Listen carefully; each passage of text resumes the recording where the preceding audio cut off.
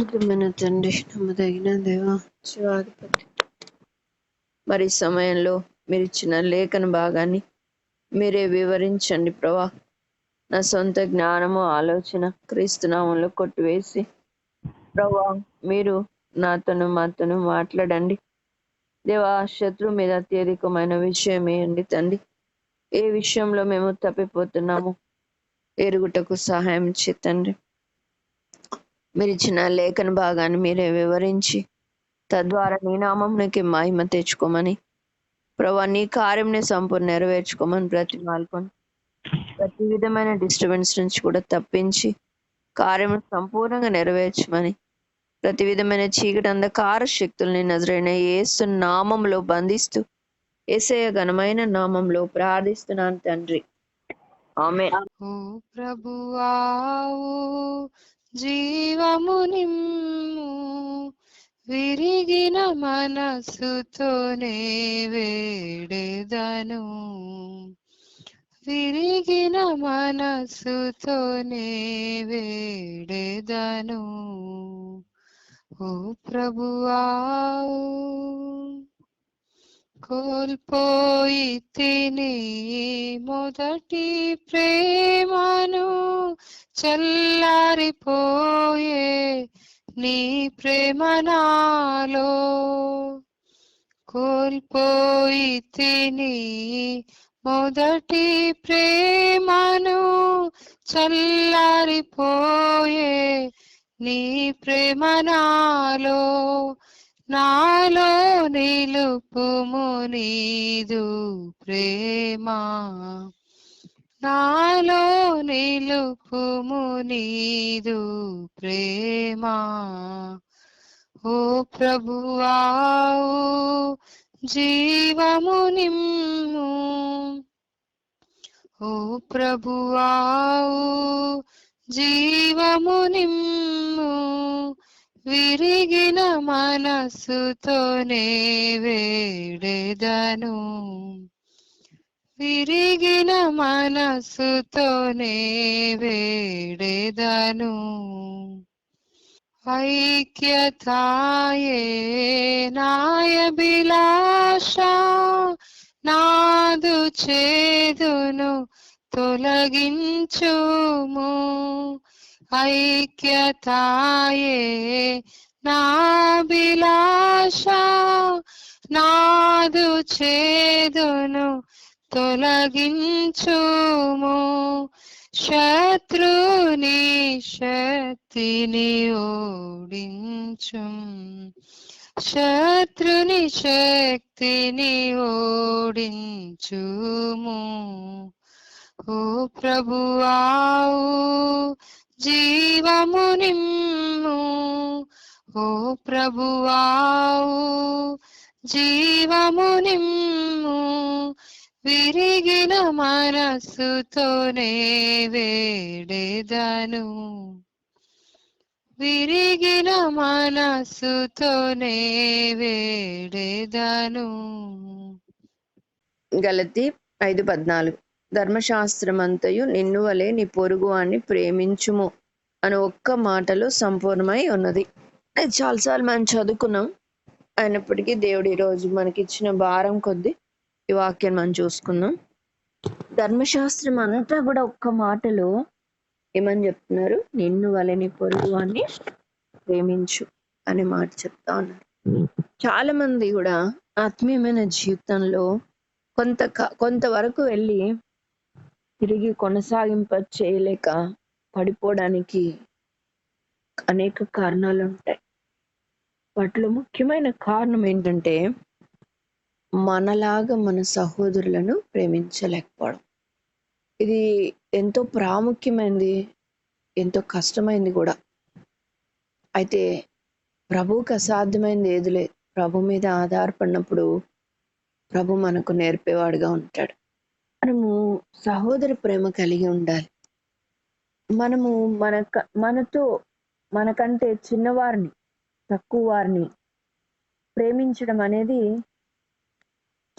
చేయగలుగుతాం, పర్వాలేదు. వాళ్ళని ప్రోత్సాహపరిచి దేవుళ్ళనికి నడిపించగలుగుతాం. అది ఒక లెవెల్లో మంచిదే, విజయం సాధించినట్లే. తర్వాత వాళ్ళు మనకంటే ఆత్మీయంగా బలహీనంగా ఉన్న వాళ్ళని చేపట్టి లేకపోతే వారి కొరకే ప్రార్థించి ప్రయాసపడి మనలాగా తీసుకొని రావచ్చు. మొత్తం మనతో పాటు వాళ్ళు పాలి భాగస్థులై ఆత్మీయ జీవితంలో కొనసాగుతా ఉన్నప్పుడు వారితో కలిసి నడవడం కూడా ఓకే చేయగలుగుతాం అనేక సార్లు.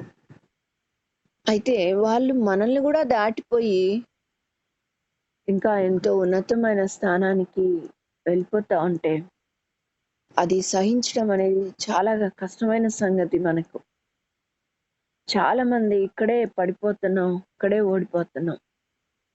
దానివల్ల శత్రువు విభేదాలు తీసుకొని వచ్చి కుటుంబాల్లో ఏమి, మందిరాల్లో ఏమి ఎంతో నష్టాన్ని తీసుకొని వస్తున్నాడు.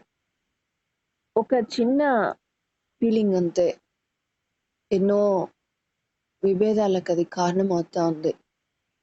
మనలాగా ఇతరులను మనం ప్రేమించలేకపోతున్న ఆ కారణాన్ని బట్టే అనేక సంగతులు తలెత్తుతున్నాయి. చాలాసార్లు మనం బయటికి బాగానే కనబడతాం, అంతరంగంలో ఒక చెడు, ఒక కోపం, ఒక అసూయ, స్వార్థం ఇలాగున సాతానికి సంబంధించిన లక్షణాల ద్వారా దైవికమైన ప్రేమ లేకపోతున్న కారణాన మనం ఓడిపోతున్నాం. చాలాసార్లు అనుకుంటాం కదా, ఆత్మీయమైన జీవితంలో ఇదే జీవితం ఇది తప్ప లేదు అనుకునేటట్లుగా శత్రువు చేస్తాడు. కానీ దేవుడు వాక్యం ఏం చెప్తుందంటే ఈ లోకపు నటన గతించిపోతుంది. మనకు ఒక ఆత్మీయ జీవితంలో వచ్చే సంగతులు మనల్ని నిత్యత్వం కొరకు సిద్ధపరుస్తున్నాయి అంతే. వస్తున్న పరిస్థితి కానీ సమస్య అనేది కానీ మనల్ని తన రూపంలోనికి తీసుకొని రావడానికి మన జీవితంలో అలౌ చేస్తున్నాడు. అదే జీవితం కాదు, ఇంకా ఇంకా అదే అయిపోద్ది మన జీవితంలో.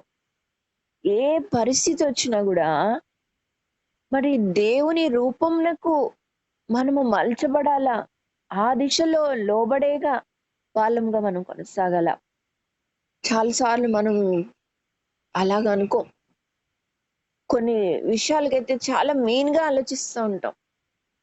ఏదో ఇంకా ఇక్కడిక్కడే మన జీవితం, ఇది లేకపోతే బతకలేం అన్నంతగా వాటి కొరకు దేవుని ప్రేమను కూడా పోగొట్టేసుకుంటాం. ఇతరుల పట్ల ప్రేమ చూపించడం అది ఇగ్నోర్ చేస్తాం. చెత్తమైన వాటి కొరకై, తుచ్చమైన వాటి కొరకై దేవుని యొక్క ఆజ్ఞను మీరుతాం. దేవుని ఆజ్ఞ అంటే ఇప్పుడు ఇదే మెయిన్.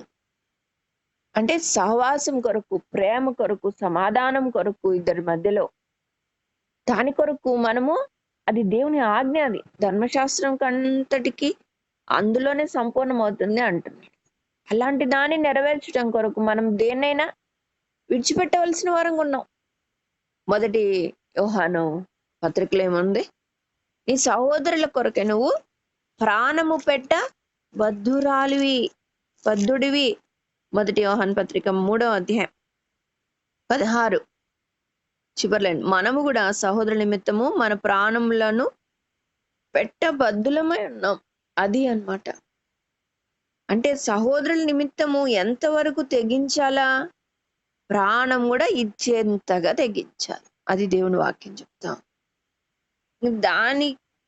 ఇంక ప్రాణమే అంటే ఇంకా ఈ లోకంలో ఆస్తి పాస్తులు, వస్తువులు, గిస్తువులు ఏంది సంగతి? అన్ని కూడా ఈ యొక్క ఆజ్ఞ పక్కన పెట్టుకుంటే అవి తక్కువే. ఎరగాల మనం దేవుడి లోకంలో మనల్ని ఎందుకు ఉంచినాడు? తనను కనపరచడానికి ఉంచినాడు. మనము వెలుగుతూ అనేక మందిని వెలిగించాలి. వెలగడం అంటే ఏంటి? చీకటి బ్రతుకు ఇంకా బ్రతకూడదు, నిర్జీవ క్రియలుగా కనబడకూడదు. వెలుగు జీవము కలిగిన క్రియలు మనకు కనపడాలి. దాని ద్వారానే అనేకులు దేవునిలోనికి వస్తారు. నేటి కాలంలో సువార్త చెప్పడానికి లేదు, కానీ మనలోని వెలుగును చూపగలిగి, నోరు మూసుకొని చూపగలం. సాక్ష్య జీవితం మనం కలిగి ఉండాలి. వాళ్ళలో కలవరాన్ని పుట్టించాలి. దేవుని నమ్మని వాళ్ళు ఆలోచింప చేయగలగాలి మన సాక్ష్యం. అలాగను మనము జీవించగలిగితే నోరు తెరవకుండానే అనేక మందిని సంపాదించవచ్చు. బైబిల్ గ్రంథంలో కూడా మనం చూస్తే ప్రకటించడం వల్ల సమకూర్చబడిన వారి కంటే సాక్ష్యం వల్ల సమకూర్చబడిన వారే ఎక్కువ.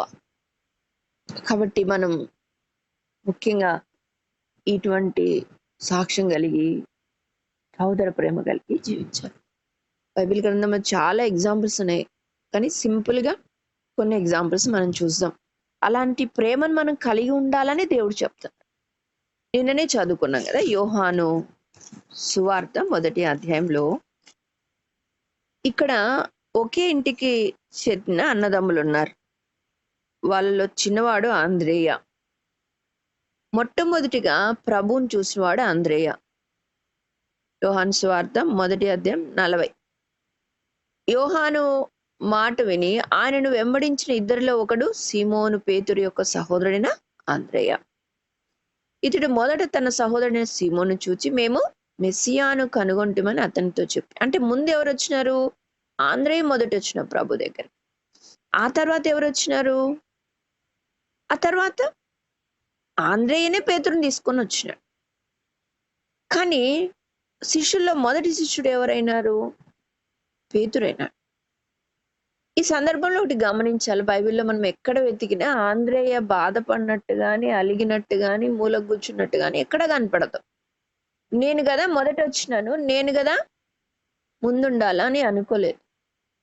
ఏది ప్రభువు నిర్ణయిస్తున్నాడో దానికి లోబడి జీవిస్తా ఉన్నాడు. ఏది ప్రభు నోటి నుంచి వస్తుందో అంతే. ఇప్పుడు ప్రభు అంటాడు, నేను ఈ ముగ్గురితో పక్కకి వెళ్ళి మేము ప్రార్థన చేసి వస్తాం అంటాడు. మిగతా నాడు ఉండమంటాడు. ఆ తర్వాత ముగ్గురిని తీసుకెళ్ళి ఒలివ కొండ మీదకి వెళ్తాడు. ఎందుకు వాళ్ళని తీసుకెళ్తావు? ఏం మాట్లాడరు, అంతే. ప్రభు మాటకి అక్కడ విధేయత చూపిస్తా, అది దైవ చిత్తం. ఆయన ఏదో పార్షాలు చూపిస్తాడు అనుకోవట్లే, అది దైవ చిత్తం, అంతే. అలాగనే పేతుర్ని కూడా శిష్యులందరిలో మొదటి స్థానంలో ఉంచినాడు. పేతురుతోనే చెప్తాడు, నీవు రాయి నీ మీద నా సంఘాన్ని కడతానని. పేతురుతోనే చెప్తాడు, సాతాను జలించబోతున్నాడు, నేను నీ కోసం ప్రార్థన చేసిన అంటున్నాడు. అక్కడ చాలా బాగా స్పష్టంగా చూడొచ్చు, నీ కొరకు అన్నాడు. అంటే మిగతా శిష్యులేది? అది అంతే. దేవుడు ఏం చెప్తే అది నోరు మూసుకొని ఉండాల్సిందే. లెక్క వేయలేము. ఆయన ఎదుట మనము నిలబడి మాట్లాడలేం. ఎప్పుడు ఎందులో మనం తక్కువ మనకు తెలియదు. మనకు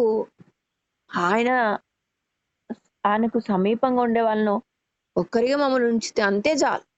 అదే ప్రధాన స్థానమే కావాలా? మనకు అవసరమే లేదు. పేతురు కొరకు ప్రార్థన చేసినాడు. మళ్ళీ ఏమన్నాడు? నువ్వు స్థిరపడిన తర్వాత నువ్వు మిగతా నీ సహోదరుల కొరకే నువ్వు ప్రార్థన చేయి, ప్రయాసపడు.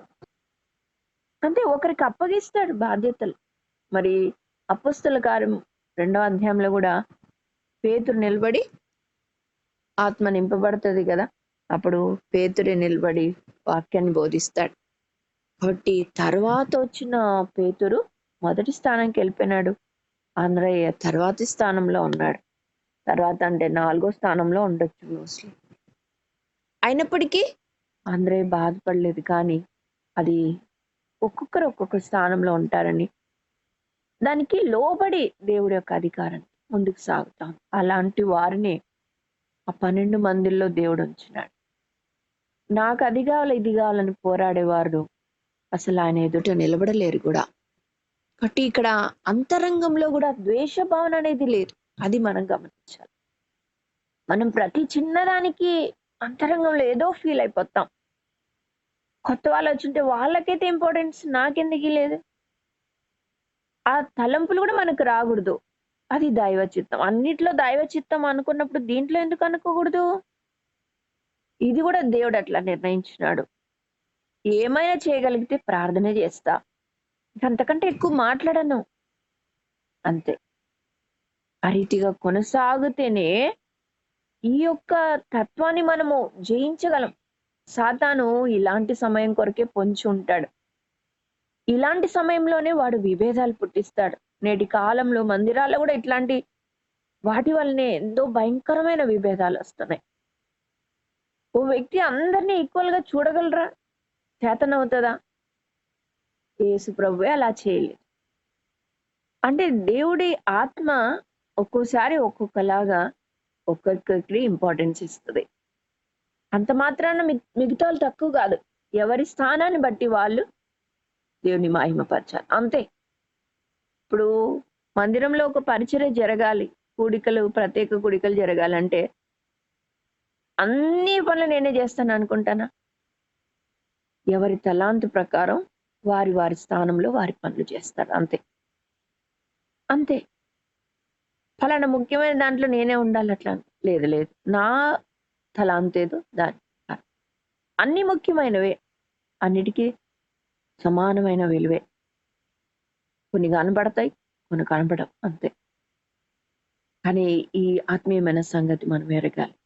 లేకపోతే సాతాను వీటి ద్వారా విభేదాలు పుట్టించేవాడుగా ఉంటాడు. ఇదొకటి. ఇంకొక సంగతి ఏంటంటే చూడండి, అసలు ఈ మనసును మనం తెచ్చుకోవాలని దేవుడు కోరుతున్నాడు. ఎందుకంటే ఇది ఇప్పుడు అయిపోయింది నేను జయించిన అనడానికి కాదు.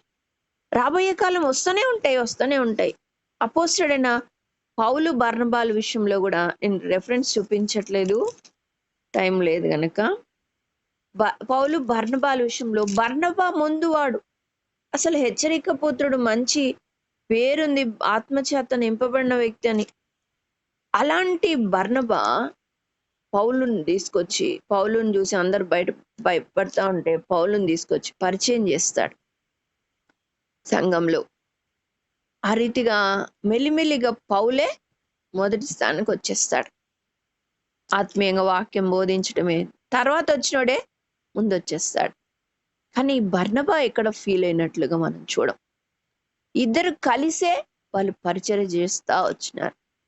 అసూయ భావన గాని, తొక్కేయాలన్న భావన గాని అది లేదు, అసలు అది లేదు. ఇది కూడా మనకు ఒక ఎగ్జాంపుల్. అంటే ఏ లెవెల్లో అయినా ఈ పరీక్షలు అనేవి మనకు ఉంటాయి ఆత్మీయ జీవితం. ఓకే, ఆంధ్రేయ లెవెల్లో నేను గెలిచిన, ఆ పేతురు లాంటి పరిస్థితుల్లో కూడా నేను ప్రేమించగలిగిన. ఇంకా అయిపోయిందా? లేదా ఆత్మీయంగా ఎదిగే కొద్దీ కూడా ఇప్పుడు బర్నబా ఉన్నాడు.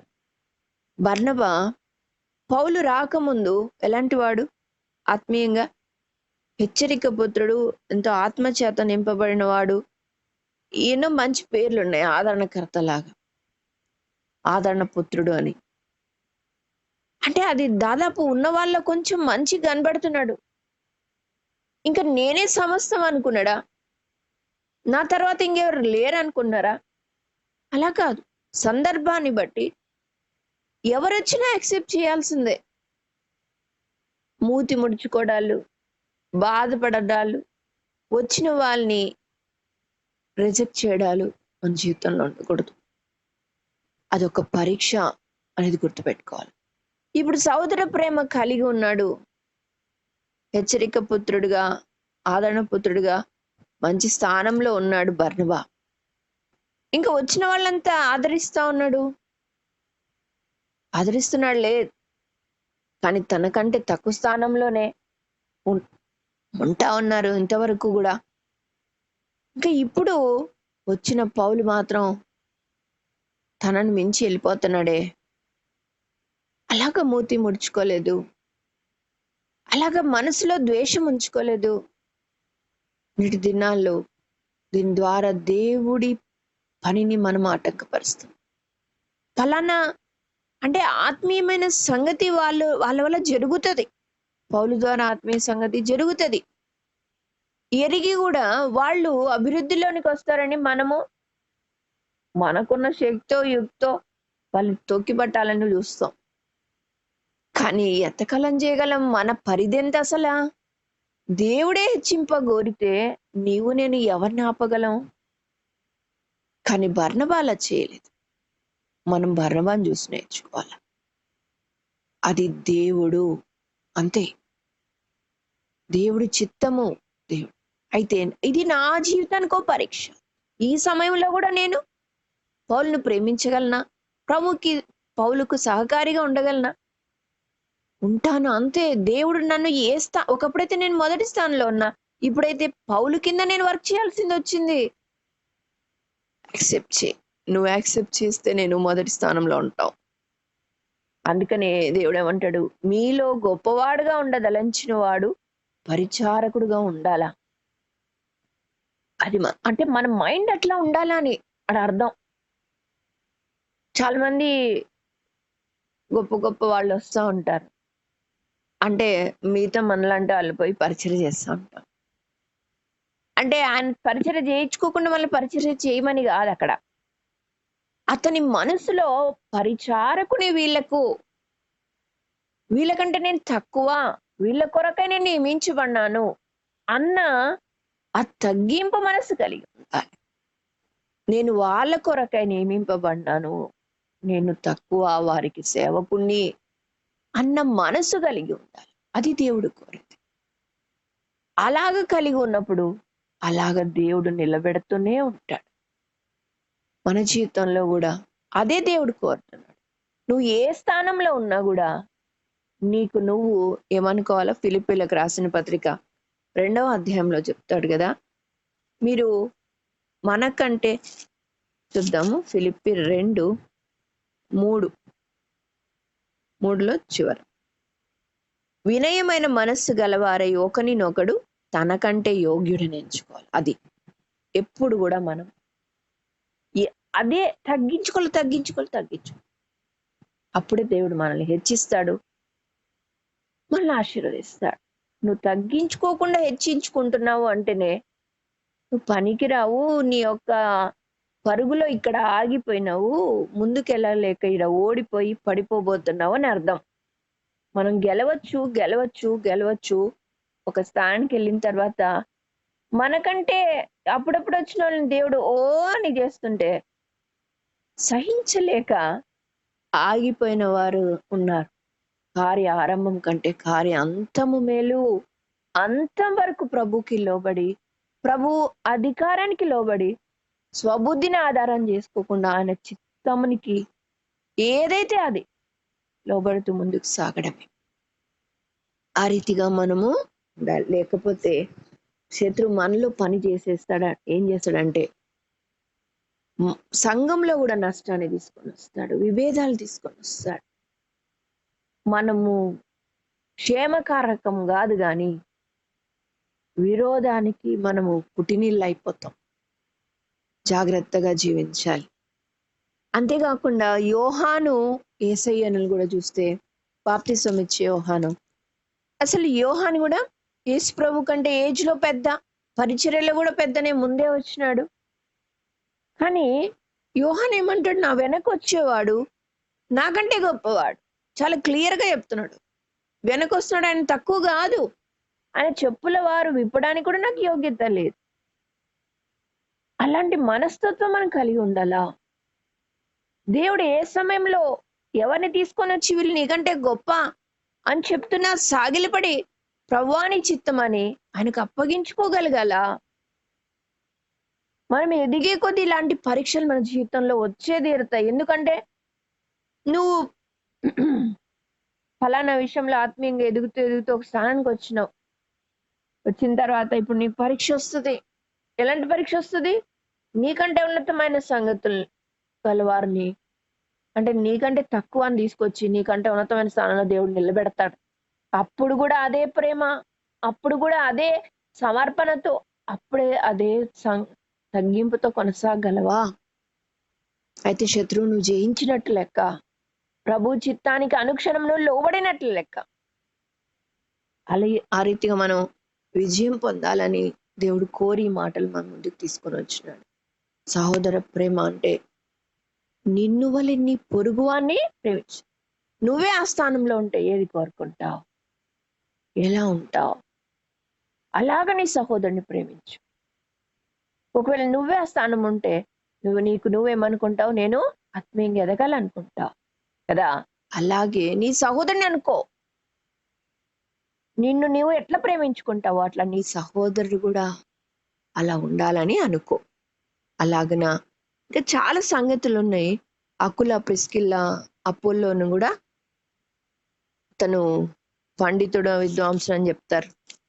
అయితే అకుల, ప్రిస్కిల్లా ఒక కుటుంబం అంతే, ఒక మామూలు విశ్వాసులు. అయితే అపోలోని చూసి వాళ్ళు ఇంటికి పిలుచుకొని అపోలో ఒక అనేకమైన తెలియని సంగతులు అతనికి బోధించి అతన్ని ఆత్మీయంగా బలపరిచి ముందుకు నడిపిస్తారు. అయితే వీళ్ళిద్దరు మరుగ్గానే ఉంటారు, మేము పోయి నెంబర్ 1 కనపడాలని లేదు. వాళ్ళ ధ్యేయం ఏంది అని అంటే దేవుడి పని జరగాల. అపోలో మంచిగా స్పీచ్ ఇస్తా ఉన్నాడు, కానీ తెలియని సంగతులు అనేకం ఉన్నాయి. అందుకని అపోలోని ఇంటికి తీసుకెళ్ళి భోజనాలు పెట్టి, తర్వాత ఆయనకు తెలియని సంగతులు పౌలు ద్వారా వీళ్ళు తెలుసుకున్న సంగతులు అపోలోకి బోధిస్తారు. బోధించి మళ్ళీ ఎవరి ద్వారా వాళ్ళే అపోలో వెళ్ళి ఇక్కడ విన్న సంగతులు మరలా బోధిస్తూ వచ్చినాడు. అయ్యో, నా దగ్గర విన్నాడు, ఈయన గొప్పోడైపోతున్నాడు. అలా బాధ లేదు అకుల, ప్రిస్కిల్లకి. వాళ్ళ ధ్యేయం ఏంటి అంటే క్రీస్తు నామం ప్రకటించబడాలా, ఎరగని వాళ్ళు ఎరగాల. పని చేస్తున్నారు, వాళ్ళకి తెలియాల్సిన సంగతి ఏంటంటే వాక్యం సంపూర్ణంగా ఎరగాల, మాకు తెలిసింది వాళ్ళకి చెప్పాలా, వాళ్ళు వాళ్ళ పనిలో కొనసాగని. చాటుగా చేస్తా దేవుని పని అంటే తక్కువ కాకుండా అది కొనసాగాల. ఇంతే వాళ్ళ మనసులో ఉన్న భావన. మనకు కూడా అలాంటి భావనే ఉండాల. ఎలాంటి భావన ఉండాలి మనలో కూడా? దేవుడి పని ఇది, నేను కనబడకపోయినా ఆయన పని కొనసాగాలి. నేటి దినాల్లో అది కనపడదు. నేను కొంచెమన్నా కనపడొద్దా? నేను ఇంత చేసినా కదా, ఒక్కరన్నా మెచ్చుకోవద్దా? అసలు నా గురించి కూడా మాట్లాడరండి. అసలు నేను ఎంత కష్టపడితే అసలు మాట్లాడలేదంటే దేవుడు నీకు బహుమానం ఇవ్వబోతున్నాడు. ఇహలోకపు సంబంధమైన మనుషులు దేనికి?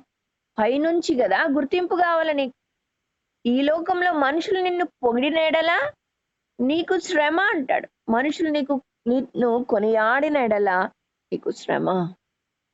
ఈ లోకంలో నువ్వు పొగడతలు అంటే మెప్పు పొందుకున్నావు అనుకో, పరలోకమందు నీకు దొరకదు తండ్రి దగ్గర. అసలు మనకు ఇలాంటి తలంపు ఉండకూడదు. ఒకటే కొన్న అయితే మా సంఘం కదా, ఇక్కడ నేను పరిచయం చేస్తే ఇక్కడ వాళ్ళు రక్షించబడితే మా సంఘానికి రారు కదా, ఇక్కడ ఏం పరిచయం చేస్తాం అంతే. అయ్యో, కొన్నిసార్లు అయితే ఎక్కడో రక్షించబడి ఉంటారు, రక్షించబడి అక్కడ ఏదో సంఘానికి మనం అటాచ్ చేయాలా, అక్కడ నుంచి రావాలి వాళ్ళు మన కొరకు. అక్కడ మనకి ఎబ్రోన్ అంటే ఈ డినామినేషన్ అనుకోండి, మందిరం ఉన్నా కూడా మనం అక్కడ అటాచ్ చేయం, మా దగ్గరికే రండి. వాళ్ళు ప్రయాణం చేయలేక ఎటు పోకుండా ఆగిపోతారు. అంటే ఆత్మ రక్షణ ముఖ్యమా, ఆత్మీయంగా ఎదుగుడ ముఖ్యమా, లేకపోతే నీకు ఉపయోగం ముఖ్యమా? నాది కాదు కదా ఆత్మ. అసలు ఏం మాటలు అవి?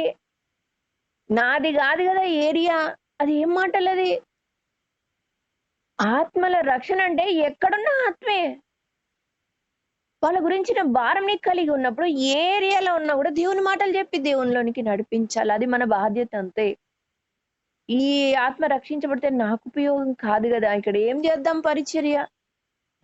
ఇదే అసలు అంటే దీన్ని ఏమంటారు? అసలు దేవుడి పని అంటారు. అసలు ఏదో మన కొరకు ఏదో వ్యాపారం చేసిన ఆ తలంపు కూడా మన మనసులో ఉండకూడదు. ఇలాంటి సంగతులు ఏవి అట్లా ఉండకూడదు. మన గ్రూపులలో కూడా ఇట్లాంటి సంగతులు ఉంటాయి. మా గ్రూపే రావాలా, మా గ్రూపే రావాలి. ఎవరైతేనేమో ఎక్కడైతేనేమి ఆత్మీయంగా ఎదిగితే చాలు, వాళ్ళ సమస్యలు తీరితే చాలు, అంతే. దేవునికి వందనాలు. అంతే. దైవికమైన ప్రేమను కలిగి మనం ముందుకు సాగాల. 7 దినాల్లో ఇంకొక 2 మాటలు చూసుకొని ముగించుకుందాము. కీర్తన చూద్దాము. కీర్తన 106. ఇది మనకు బాగా తెలుసు కదా. 4. యెహోవా, నీవు ఏర్పరచుకున్న వారి క్షేమం నేను చూచుచు నీ జనులకు కలుగు సంతోషం బట్టి నేను సంతోషించుచు అనే మాటను గమనిస్తాం. అంటే చాలాసార్లు దేవుడు ఏర్పాటు చేసుకున్న వారి సంతోషం మన సంతోషంగా ఉంచుకోలేకపోతాం. ఎక్కడో లేరు శత్రువులు, మనలోనే ఉన్నారు. అంటే సాతాను ఏం చేస్తాడంటే మన మధ్యలోనే వాడు పనిచేసే, మన హృదయంలో నుంచి వాడు కార్యం చేసేవాడుగా ఉంటున్నాడు. ఇప్పుడు ఒక మందిరం ఉందనుకోండి, ఒకరు ఆత్మీయంగా ఎదుగుతున్నా అంటే ఎవరు దాన్ని సంతోషించగలరు? ఎంతమంది సంతోషించగలరు? ఎంతమంది దుఃఖపడతారు? ఎంతమంది సంతోషం? దుఃఖపడడానికి కారణం ఏంటి? వాళ్ళు ఆత్మీయంగా ఎదుగుతూ ఉండగా నీకెందుకు దుఃఖం? అంటే దేవునికి దగ్గర కాకూడదా? లేకపోతే దేవుడి పని చేయకూడదా? ఏంటి ఉద్దేశము? అంటే మన ఫీలింగ్ ని మనము కరెక్టా కాదని వేరీ చేసుకోవద్దా వద్దా? ఇది సాతాను తలంప, దేవుని తలంపు అంతా ఆలోచించొద్దా? మెలకువద్దా? ఎవరు పెట్టినాడు ఈ తలంపు? దేవుడు పెట్టింటాడా? అంతరంగంలో ఒక అసూయన భావన ఏం చేస్తుందంటే వారి అభివృద్ధిని మనం ఓర్చుకోలేకపోతాం. చాలా భయంకరం ఇది. దావీదు దినాల్లో కూడా అంతే. తన ఎదుగుదలను చూసి సంతోషపడిన వారు చాలా తక్కువ, చాలా కొద్ది మంది. దుఃఖపడిన వారు, ఆటంకాలు పెట్టాలి అనుకున్న వాళ్ళు ఎక్కువ మంది. దేవుడే తీర్పరి గనక కష్టాల్లో ఉన్నప్పుడు బాగింది అనుకుంటా ఉంటారు. కానీ దేవుడు నమ్మదగిన వాడు గనక, అంతరంగంలో సత్యం చూసిన వాడు గనక దావీదు ఒక స్థానంలోనికి వచ్చినప్పుడు ఇలాంటి వాళ్ళు, షిబి లాంటి వాళ్ళంతా సిగ్గుపడినారు. వారికి పతనం వచ్చింది. అయితే దావీదు శ్రమ తమ శ్రమగా అనుకున్నవారు, వారికి దేవుడు తర్వాత రాజ్యం వచ్చిన తర్వాత ఉన్నత స్థానాన్ని ఇస్తా వచ్చినాడు. వాళ్ళు కొద్ది మందే శ్రమలో తమ శ్రమగా భావించిన వారు. అలాగా దేవుని పట్ల ఉన్న వారికి శ్రమ వస్తే దుఃఖపడే వాళ్ళు ఎక్కువ అన్నారు. కానీ ఆ లిమిటెడ్ గా దేవుని ప్రేమించే వారికి ఉన్న కష్టం తమ కష్టంగా భావించి ప్రార్థించే వారిని, కన్నీరుగా ఆర్చే వారికి దేవుడు సంతోషాన్ని ఇస్తాడు. అందుకని మనం ఒక మాట చెప్పుకోవచ్చు. ఏదంటే కీర్తన 122 6వ వచనం, యెరూషలేము యొక్క క్షేమం కొరకు ప్రార్థన చేయడు. యెరూషలేమా నిన్ను ప్రేమించువారు వర్ధిల్లుతారు. అంటే యెరూషలేమా నిన్ను ప్రేమించువారు వర్ధిల్లుతారంటే యెరూషలేం అంటే దేవుని బిడ్డలు. మరి దేవుని ఆత్మీయమైన జీవితంలో ఎదుగుతున్న వారిని నువ్వు ప్రేమించగలిగితే, వారి మీద ద్వేషం పెట్టుకొని, కోపం పెట్టుకొని వారిని అణిచేయాలని నువ్వు ప్రయత్నం చేయకుండా, వారు ఏర్పరచబడిన వారి సంతోషం నీ సంతోషంగా కలిగి నువ్వు జీవించగలిగితే దేవుడు ఏం చేస్తాడు తెలుసా? నిన్ను వర్ధిల్ల చేస్తాడు. అది ఆడ ఉండే సంగతి. మనం వర్ధిల్లకపోవడానికి కారణం ఏంటంటే ఇతరులని తొక్కేయాలి, లేకపోతే ద్వేషం పెట్టుకోవాలా అనే సంగతులు మనల్ని వర్ధిల్ల లేకుండా చేస్తున్నాయి. అంటే అంతరంగంలో ఒక చిన్న ఫీలింగ్, అది ఎవ్వరు కనపడదు. బయటికి అంత నీతి మాటలు వల్లిస్తూ ఉంటాం, కానీ అంతరంగంలో ఆ ద్వేషం, ఆ అసూయ అన్న భావన ఉంటది. ఇదొక్క చిన్న దాన్ని బట్టి సాతాను మనల్ని ప్రభువుకి దూరం చేస్తున్నాడు, భ్రష్టత్వాన్ని తీసుకెళ్తున్నాడు, కలవరాలకి, అసమాధానాలకు గురి చేస్తున్నాడు, దేవుని మందిరంని వల్ల కాడుగా చేసేటట్లుగా చేస్తున్నాడు, శరీరానుసారంగా ప్రవర్తించి ఆత్మీయులను దుఃఖపెట్టేటట్లుగా చేస్తున్నాడు. అందుకని మాట గలతీలో ఏమనుంది? ధర్మశాస్త్రం అంది ఒక్క మాట ఎందుకు సంపూర్ణమైన, నిన్ను వలె నువ్వు ప్రేమించగలిగితే ఎంత బాగున్నావు, నిన్ను వలె నీ పొరుగు అని ప్రేమించగలిగితే. కాబట్టి ఇలాంటి పరీక్ష మనకు చచ్చే వరకు కూడా వస్తూనే ఉంటది. అలాంటి సందర్భంలో కూడా ఒకటే గుర్తుపెట్టుకోవాలా, వారు నాకంటే యోగ్యులు. దేవుడు అందుకని వాళ్ళని అలాగా ఉన్నతమైన స్థానంలో తీసుకొని వెళ్తున్నాడు. కనుక దేవుని నామానికి వందనాలు, దాని కొరకు నేను ప్రయాసపడతాను, ప్రయత్నం చేస్తాను అని అనుకోవాలి. కానీ ఎక్కడ అసూయ రాకుండా, ద్వేషం రాకుండా జాగ్రత్త పడాలి. ప్రభు గురించి ఒక మాట చూద్దాం. ఆయన మనకు మాదిరి ఉంచిపోయినాడు. ఆయన శిష్యులు కూడా మనకు ఎంతో మాదిరి ఇందాక చెప్పుకున్నట్టుగా నా సహోదరులను ప్రేమించుటలో ప్రాణమయ్య ఇవ్వడానికి, అదే మాట ఇందాక చదివిన మాట 1 యోహాను పత్రిక 3వ అధ్యాయం దానిపైనే ఈ మాట ఉంటది. ఏంటి? 16లో ఆయన మన నిమిత్తము తన ప్రాణం పెట్టెను గనక దీని వలన ప్రేమ ఎట్టిదని తెలుసుకొనిచున్నాం. మనం కూడా సహోదరుల నిమిత్తము మన ప్రాణములను పెట్ట బద్దులమై ఉన్నాం. అంటే ఒక్క ప్రేమతో ఈ చెడు గుణాలన్నీ తుడిచేయచ్చు. ఎట్లా ఉంది ఆ ప్రేమ? ఏం చేస్తుంది? ప్రాణం పెట్టడానికైనా సిద్ధపడుతుంది. మనం అల్ప స్థితిలో ఉన్నాం, మన సహోదరి ఉన్నతమైన స్థానంలో వెళ్ళబోతుంది.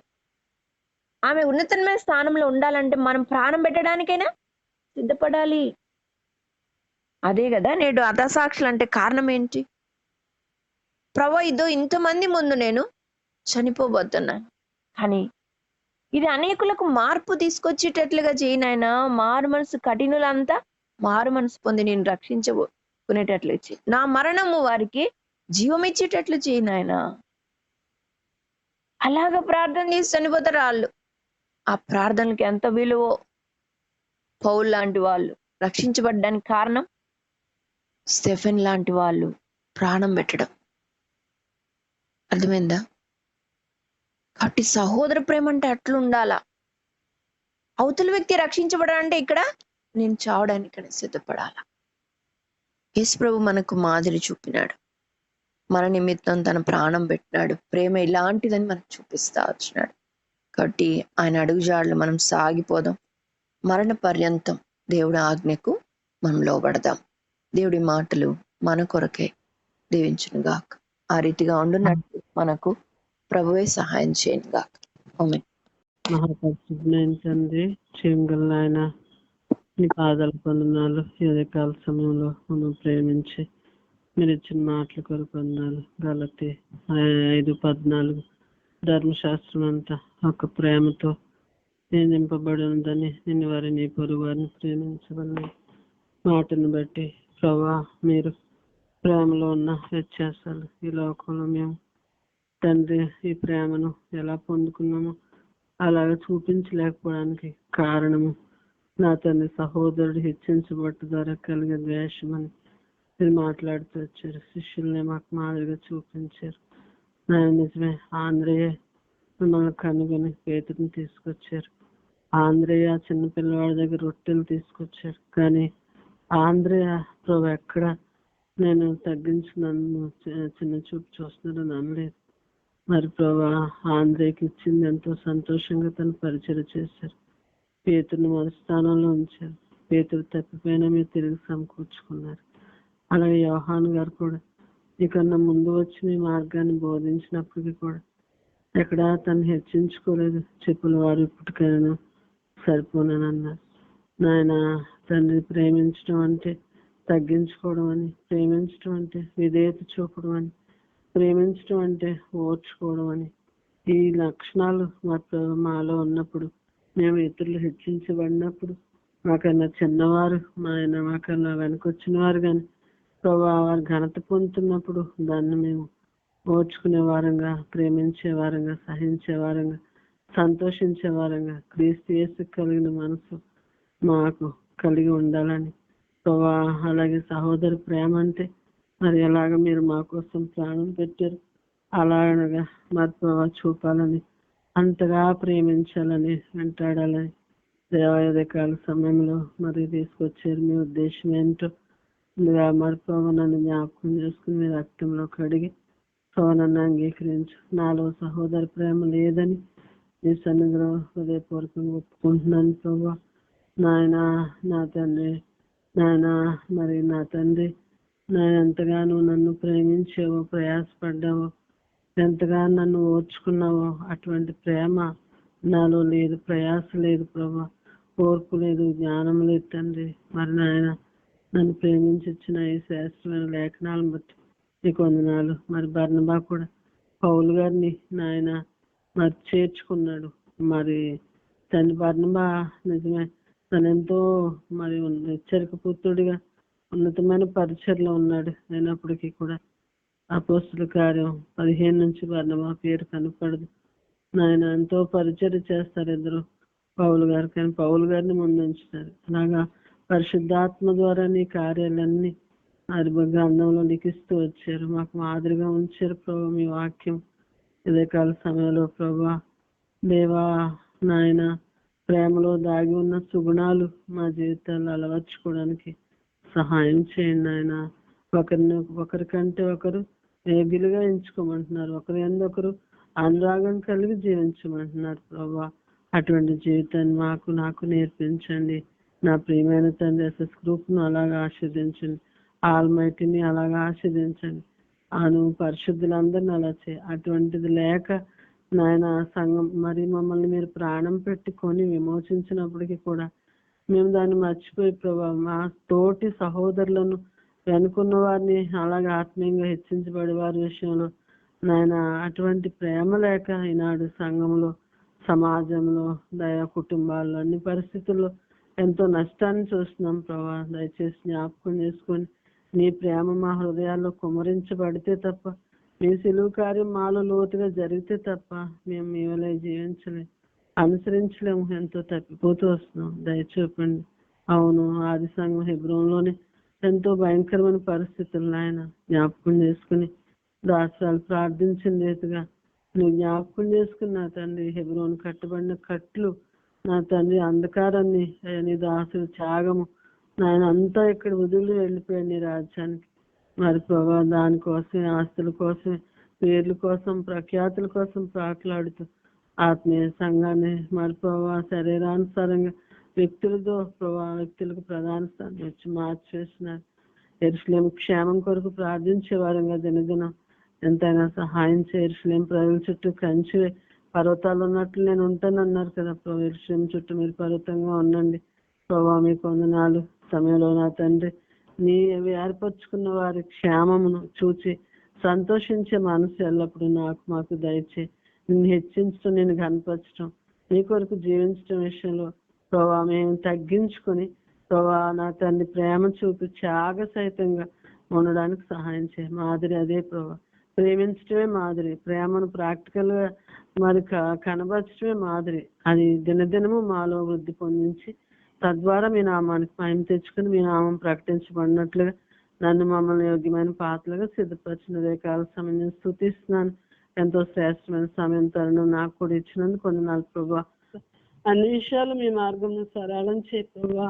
దయచూపయ్యా, జ్ఞానం ఇచ్చి నడిపించయ్యా, సహాయం చేయమని మీకు వందనాలు చెల్లిస్తూ నాయన బలపరచమని ప్రార్థించట్లు, వాక్యం ధ్యానించట్లు, వ్యక్తిగతంగా నీతో గడుపుట్లు, నాకున్న లోపాలన్నీ సరిచేసి నన్ను క్రమపరచమని ఆత్మీయంగా మలుచుకోమని మరి ఘనమైన మీ నామాన్ని స్తుతిస్తూ నాయన నా సహోదరులందరినీ నీ చేతికి అప్పగించుకుంటూ కుటుంబాలకు కృప చూపుతూ రమ్మని ప్రార్థన అంగీకరించమని ప్రియమైన యేసయ్య పేరిట వేడుకుని ప్రార్థిస్తున్నాను తండ్రి. ఆమేన్.